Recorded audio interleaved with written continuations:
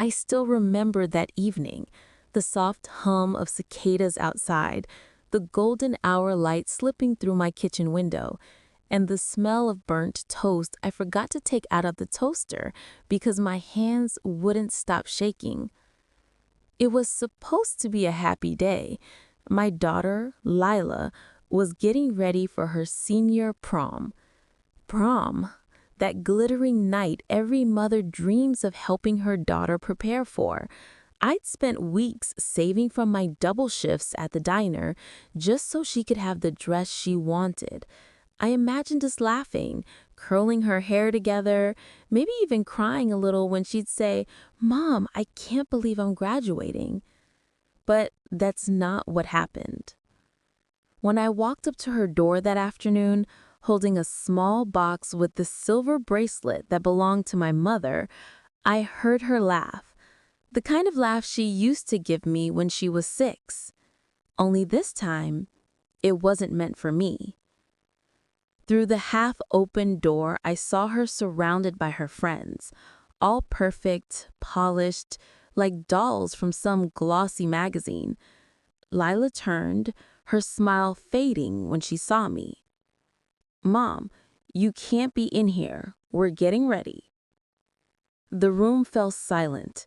One of the girls whispered something.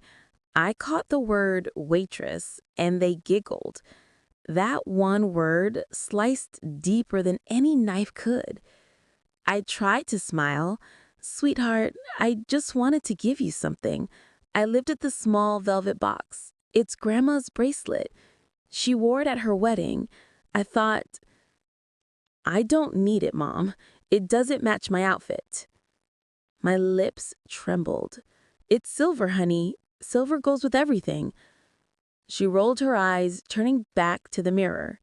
"We already have everything handled. Just, please, go downstairs." There was something final in her tone, like a door slamming in my heart. I'd never felt that kind of coldness from her before. Not my Lila. The same little girl who once told me she wanted to be just like me, who used to sit on the kitchen counter watching me knead dough and ask me, "Mommy, do you think I'll be as strong as you someday?" Now she couldn't even look me in the eye. So I did what mothers do when love hurts. I smiled through it. "Of course, sweetheart. I'll be downstairs if you need me." When I turned to leave, her friend muttered under her breath, "She's totally ruining the vibe." And she didn't defend me, not once. I walked down those stairs slower than I ever had before. Every step felt like a goodbye. Downstairs, the house smelled of hairspray and expensive perfume, not of family, not of warmth.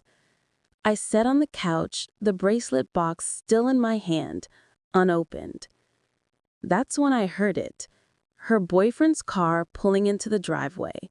Loud music, the kind teenage boys play when they want the whole neighborhood to know their call.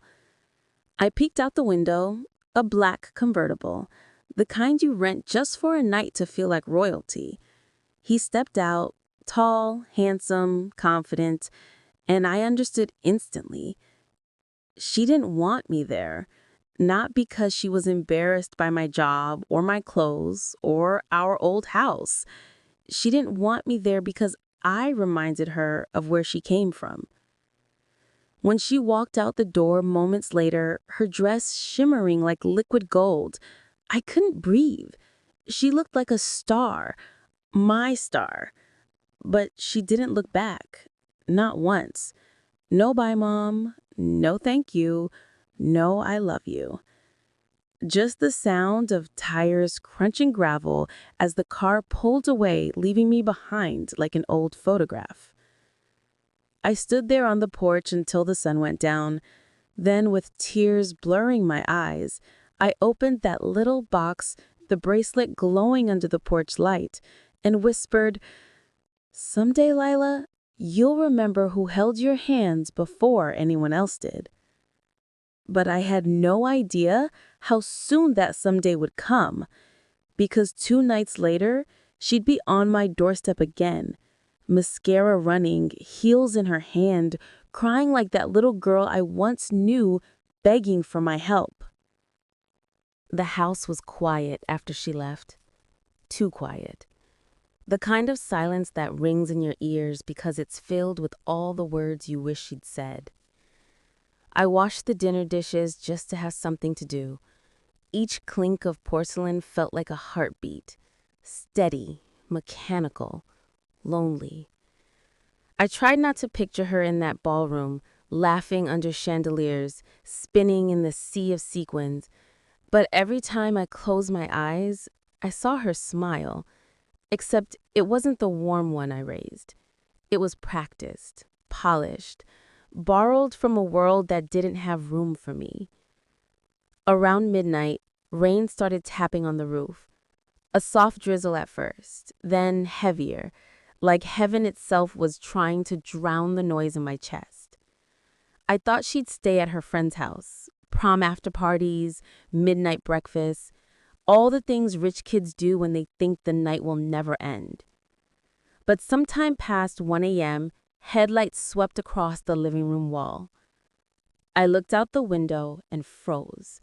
It was her boyfriend's car, the same shiny convertible that had carried her away, only this time it was parked crooked, one headlight flickering, engine still running. The passenger door opened. Lila stumbled out, barefoot, dress torn at the hem, mascara streaming down her face. Her golden curls clung to her skin, soaked with rain. For a second, she didn't even notice me standing at the door. She just stood there, trembling, like the world had shifted beneath her feet. When our eyes met, she broke. "Mom," she whispered, voice cracking, "please, can I come in?" I didn't move. Every instinct in me wanted to rush forward, wrap her in a blanket, tell her everything would be okay. But something held me back. Maybe pride, maybe pain, maybe that tiny voice that said, she didn't want you there. Still, she was my baby, and mothers don't keep score. So I opened the door and pulled her in. Her whole body shook as I held her. Her smell smelled like rain, perfume, and the faint trace of cheap champagne. I pressed a towel into her hands and whispered, "You're safe now, sweetheart. Tell me what happened." At first, she couldn't speak. Her breaths came out in ragged sobs. Then she whispered, "He left me, Mom. He just left me there." I frowned. "What do you mean?" She looked up, eyes raw and raw. "He was supposed to take me to the after party, but when we got to the parking lot, his friends started laughing. They said—" Her throat closed. "They said I didn't belong, that I was just some charity case from the wrong neighborhood." I froze. Charity case. The words stung even me, though they weren't aimed at me directly. Lila continued, "He laughed too, Mom. He laughed and said, 'Come on, you didn't really think you were one of us, did you?' Then he drove away with another girl." Her voice cracked like glass. "And everyone saw." For a moment, the room spun. I wanted to find that boy, to make him understand what kind of woman he just humiliated. My daughter, who I raised on nothing but faith and coffee and long nights working to keep her future bright. But more than anger, I felt something else, a deep, aching sadness, not just for what he did, but for what she'd done to herself, trying to impress people who would never love her the way I did. Lila looked at me, tears trembling on her lashes. I called my friends, but none of them answered. My phone died. I didn't know where else to go. And that's when it hit her. The else in her sentence, the people she'd chosen over me, had vanished. But I was still here. Always had been, always would be. I guided her to the couch, wrapped her in a blanket, and made her a cup of hot chocolate, just like when she was 10 and scraped her knee. She tried to speak again, but I stopped her. I said, "Not tonight," I said softly. "You just rest." As she drifted off, her head on my shoulder, I watched the raindrops trace lines down the window. Outside, the night was still wild. But inside, something fragile had started to heal. I kissed her hair and whispered, "You'll learn, my love. Sometimes the people who make you feel small are the ones already broken inside." She didn't answer, but when I looked down, I saw her hand clutching my arm tight, as if afraid I'd disappear too. And for the first time in years, I felt needed again. The sun rose gray and hesitant, as if it wasn't sure the world deserved light that day. Lila was still asleep on the couch, her makeup smeared like bruises under her eyes. I stood in the doorway with the mug of coffee and 100 thoughts fighting for space inside my head. She looked small, not the glittering girl who had walked out on me last night, but the child who once crawled into my bed during thunderstorms. I wanted to wake her, tell her breakfast was ready, tell her I'd forgiven everything. But forgiveness isn't a switch you flip. It's a slow, aching process, like thawing after frost. When she finally stirred, she winced, rubbing her temples. "Morning," I said quietly. She blinked, disoriented, then whispered, "Mom, I'm so sorry." Those words, I dreamed of them for years, but now that I had them, they didn't feel triumphant. They felt heavy, fragile, honest. I nodded toward the table. "Eat first. We'll talk after." She moved like her bones hurt. The golden dress from last night hung on her like wilted petals. While she picked at the toast, she began to talk. Not the rehearsed kind of talking teens do, but the raw kind that spills out when walls finally fall.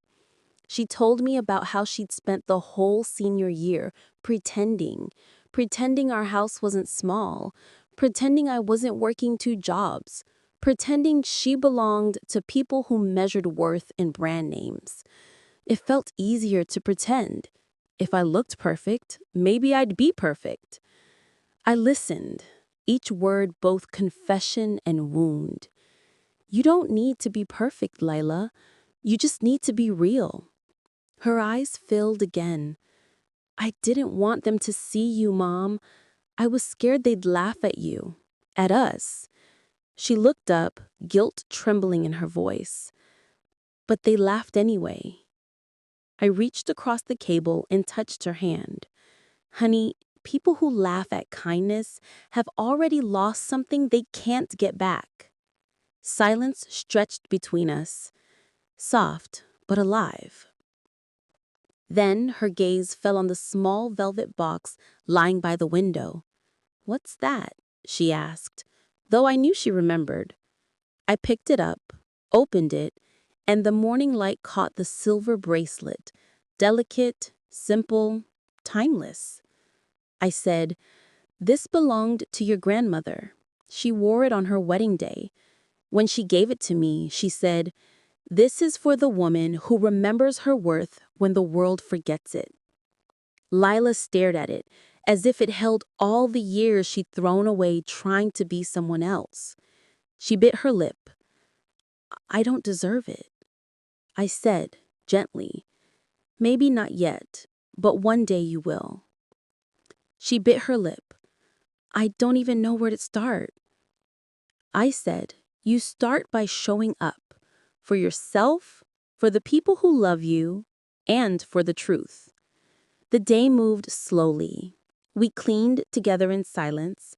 She folded laundry, something she hadn't done in months. I didn't correct her when she folded the towels the wrong way. It wasn't about towels anymore. It was about presence. That evening, she asked if I had her old sketchbook. I smiled. Top shelf in your closet. You think I'd throw that away? She grinned through tears. You kept everything, didn't you? Every single drawing, every bad report card, every poem about unicorns. For the first time, she laughed. A real laugh, not the hollow one she used at school. And in that sound, I heard something healing. Later, as she sat cross-legged on the floor, sketching again, she said, "Mom, I think I want to tell that boy something." I raised an eyebrow. "What's that?" "That I know who I am now, and it's not his definition." I smiled, a quiet, proud smile only mothers know. "Good, but don't tell him for his sake. Tell him for yours." She nodded, drawing a little bracelet around the girl's wrist in her sketchbook. Maybe it was art, maybe symbolism, maybe both. As the sun set, I felt something shift inside me. The pain hadn't disappeared, but it had softened, transformed into something wiser, steadier. Because sometimes, babe, life's cruelest moments aren't punishments. They're mirrors. They show us what we've forgotten and who's been waiting for us all along. By Monday morning, the rain had stopped, but the air still smelled like something waiting to be washed clean. Leela came downstairs in jeans and a hoodie. No glitter, no curls. Just the girl I used to know. "Mom," she said, "I'm going back to school today. I have to face them." I studied her face. There was fear there, but also resolve. "Do you want me to drive you?" She hesitated. "Would you?" It was the smallest word, but it meant everything. The ride was quiet. The old sedan hummed along the wet streets, while she twisted the silver bracelet around her wrist. Yes, the one she'd finally accepted that morning. She'd asked to wear it after breakfast, whispering, "I think I'm ready now." When we pulled up to the school, heads turned. The same students who'd once crowded her for selfies now whispered behind their phones. I felt her body tense beside me. "Remember," I said softly, "they don't get to decide your story. You do." She took a breath, opened the door, and walked in. At noon, I was back at the diner, refilling coffee cups and pretending not to think about her. Then my phone buzzed. A text from Leela. "Mom, can you come? They're doing an assembly. I need you here." My heart skipped. An assembly? I wiped my hands on my apron, told my boss I'd be back, and drove straight there. When I entered the gym, the place was packed. Students lined along the bleachers, teachers whispering. Up on the small stage stood Leela, holding a microphone. She spotted me near the door and her voice wavered. "That's her," she said, motioning toward me. "That's my mom." Every eye turned. Some smiled politely, others looked confused. A few snickered. Leela swallowed hard and continued, voice trembling but clear. "I spent the whole year pretending I was better than where I came from. But the truth is, the best part of me is where I came from." The gym fell silent. She went on, voice trembling but clear. "My mom worked every day and night so I could have chances she never had, and I thought I had to hide that to fit in. But I was wrong, because she's not just a waitress, she's the reason I'm still standing." Gasps rippled through the crowd. Her ex-boyfriend sat near the front, smirking, arms crossed, until she turned toward him. "And to anyone who thinks kindness makes you weak, you should meet my mother. She's the strongest person I know." Applause began, hesitant at first, then growing until the whole gym thundered with it. I stood frozen, heart pounding, tears threatening. She motioned for me to come up. "Please, Mom." I shook my head, but the students started chanting, "Go, go, go." So I climbed those steps, one trembling foot at a time. When I reached her, she pressed the microphone into my hand. "Do you want to say something?" she whispered. I smiled. "I think you said it all, sweetheart." But then I looked out at the sea of faces, some ashamed, some curious, some quietly moved, and I did speak. "I don't have fancy words, but I'll say this. You don't need money or looks or popularity to be worth something. You just need heart. And when you forget that, life will remind you, sometimes the hard way." Silence, then cheers. Leila turned and hugged me, hard, and for the first time in years, it felt like home. After the assembly, her ex-boyfriend approached, pale, fidgeting. "Leila, I didn't mean..." She held up a hand. "You did. But it's okay. I'm not angry. I just learned my worth doesn't shrink because someone else can't see it." He had no answer. He just walked away, small now, like the illusion he'd been. That night, back home, Leila curled up on the couch beside me, head on my shoulder.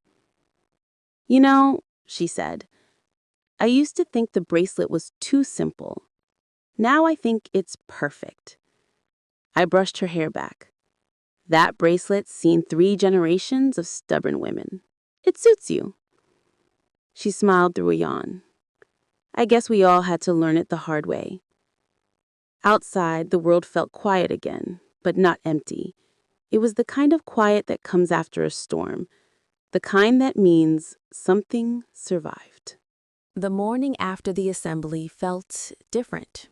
The air in our little house seemed lighter, like it had been scrubbed clean. Lila hummed while making coffee, my job, spilling half the sugar and laughing about it. I just watched her, quiet, amazed at how quickly shame could turn into strength once truth took its place. She left for school with her sketchbook under her arm. "Don't wait up," she said. "I have a meeting with the art teacher. He wants me to design next year's prom poster." I raised an eyebrow. "Prom again?" She grinned. "This time I'm not pretending. This one's going to look like real people belong there." When she walked out the door, sunlight caught the silver bracelet on her wrist.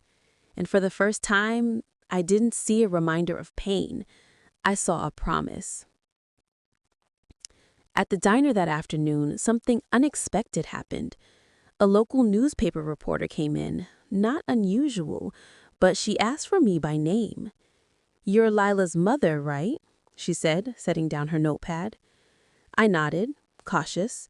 "That depends who's asking." She laughed. "Relax. I just saw the video from your daughter's speech. It's everywhere on social media, 200,000 views overnight. People love what she said about you being a warrior." My hands froze around the coffee pot. That speech was recorded? Looks like one of the students filmed it. Now everyone's talking about the waitress mom who raised a warrior. Mind if I do a quick interview? I wanted to say no.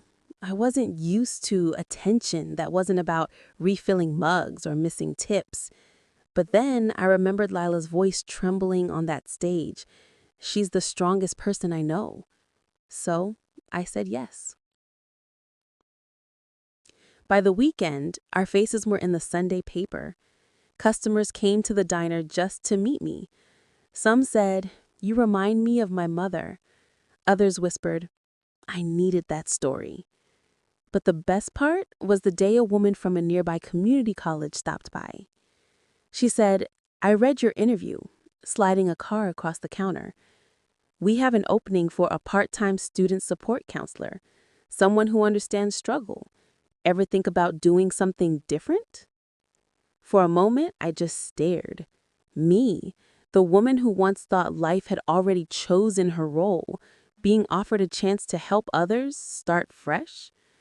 I said, "I'll think about it." But inside, I already knew my answer. That night, Lila burst through the door, cheeks flush with excitement. "Mom, guess what? They picked my design for the new school mural. It's called Roots and Wings." She showed me the sketch, a tree made of hands, each one holding another, the roots shaped like intertwined bracelets. "It's about us," she said softly, "about where we come from and where we're going." I felt tears again, not the tired kind this time, but the kind that water new beginnings. "You did good, baby," I whispered. "You finally learned to fly without forgetting the ground." Later, as we sat on the porch, the street lamps flickered on one by one. Lila leaned against me and said, "Do you ever regret anything, Mom?" I thought about the years of scrubbing plates, the sleepless nights, the loneliness of watching her drift away. Then I smiled. Regret? No. Pain taught me to love better, and love taught me to wait. She nodded slowly. "I'm sorry it took me so long to come back." I squeezed her hand.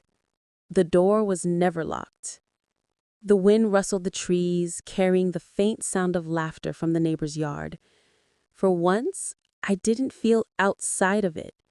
I felt part of something whole again. It's been 6 months since that night. The night Leela stood on that stage and said my name with pride instead of shame. 6 months since the town started whispering not about what I lacked, but about what I gave. And somehow, the world feels wider now. The diner still smells like burnt toast and cheap coffee, but I don't work there anymore. My apron hangs on a hook by the door, a quiet relic of who I used to be. Now I spend my mornings in an office with a crooked Student Success Center sign, helping kids who remind me too much of myself, and sometimes too much of Leela. They come in lost, angry, unsure, and I tell them what I once told her. Don't let shame build your cage. You're worth more than the room they put you in. Most days they cry. Some days I do too. But every day I walk out knowing I made a difference. The same way a mother knows her love is seen even when it's late to the party.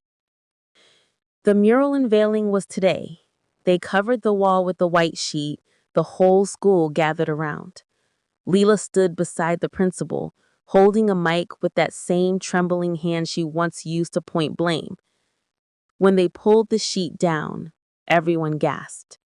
There it was, Roots and Wings. Hundreds of painted hands climbing up the brick, each one different, each one connected. And at the base, two hands stood out, one smaller, one older, painted in the colors of sunrise. "That's us," she whispered, glancing at me through tears. I smiled, my throat too tight to answer, because for the first time in years, I didn't just see my daughter's art. I saw our story carved into something permanent. After the crowd cleared, Leela came running up, holding a bouquet of sunflowers. "For you," she said, placing them in my arms. "They're your favorite, right?" I nodded. "Haven't had time for flowers in years." "Well," she said, grinning through tears, "you do now." She hugged me, really hugged me. The kind where you feel someone's heartbeat against yours, where forgiveness and gratitude melt together. "She used to think I was embarrassing," she whispered. "Now, I think you're the bravest person I know." I brushed her hair back. "And I used to think I was just surviving. Turns out, I was raising a fighter." That night, we sat outside again. Same porch, same creaky chairs, but everything felt new. Leela plays a song on her phone, the kind we used to dance to when she was little. We didn't talk much. We didn't need to. Because sometimes love isn't loud. It's quiet, steady, like the hum of the world finally getting back in tune. And as the stars blinked awake, I thought about all the years I'd spent waiting to feel seen. Turns out, the spotlight was never meant for me. It was meant for her, and she used it to shine back at me. I closed my eyes and whispered into the warm night air. "You did good, baby." You did real good." And somewhere inside me, the woman who once scrubbed dishes until her fingers bled finally exhaled.